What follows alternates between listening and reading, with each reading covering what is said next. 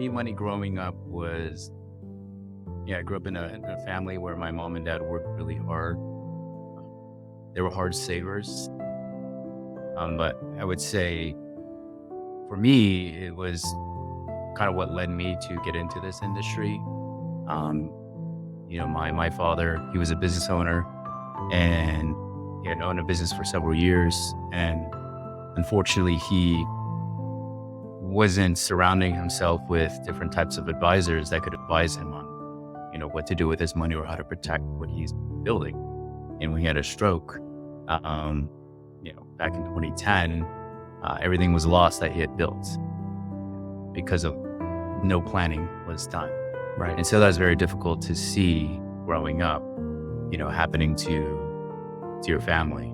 And also, my mom was a hard worker, hard employee, and that affected her as well because, she had helped my father start that business too with money that she had saved in her own retirement. So, you know, those experiences really shaped, who I am today and what I do.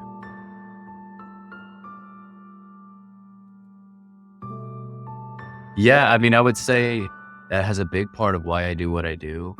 But also even, I guess, segueing back to money growing up, coming out of college, I wasn't the very best when it came to managing money. Got my first, debit card that had student loan money and just, it still kept working, even though there were just only a couple dollars in there. And then I had, these tons of overdraft fees. So really learned at a young age what money was and also more importantly, how to use it more responsibly.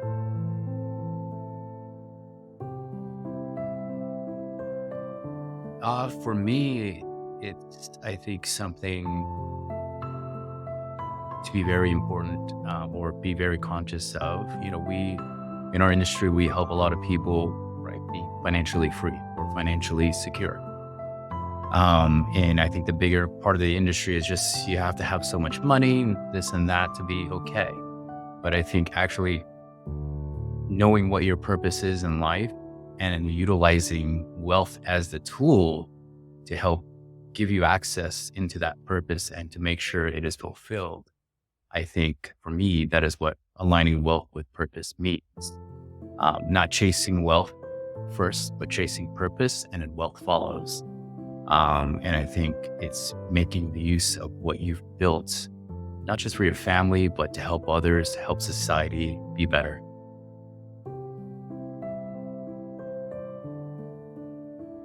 I would say what makes Evoke unique is just that as far as the purpose of, helping our clients do a lot more with their wealth than rather just build a pot, right? And pass it on to the next generation. Yeah, of course, that's a big part of our legacy. But I think the other more important piece is, again, how can we utilize that for the greater good? And taking the financial planning approach is first and foremost how we get there, right? It's really sitting down with clients regularly and updating them on their goals and really honestly pushing them to think outside of what is possible. I think that's what makes us unique is we have that desire to want to evoke more out of our clients than they may not see quite yet.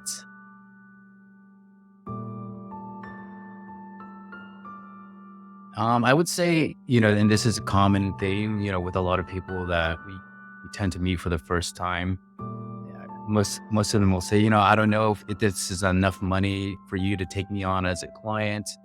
And I think for me, it's the first important part is being vulnerable for someone, being vulnerable to say, this is where I'm at, but this is where I want to be and I need help. I think that's the first most important step. And when someone's willing to do that, that allows us to do our job very, very effectively. So I would say for those people who maybe are apprehensive, there's no perfect situation for any planner to take on. We just want to help at the end of the day.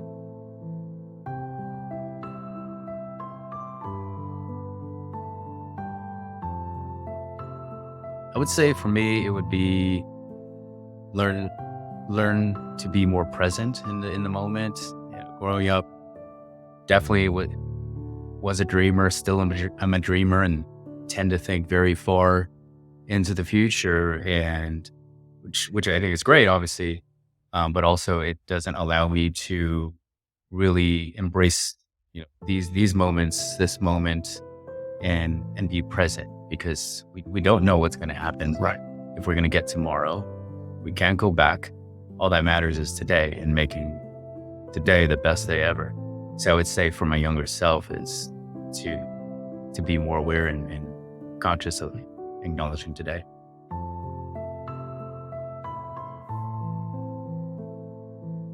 Yeah, definitely people think that I only sell investments. What's the best investment I should invest in is like the biggest misconception most of us will come across. And, like any great planner will say is, I don't know, because I don't know you yet. Have to know you first before I can align any type of investment or product to help you fit, your need. And sometimes I might not even be the right fit for you either too. So it's really just having that conversation, started. But I think that would be probably the most common misconception that I'd get.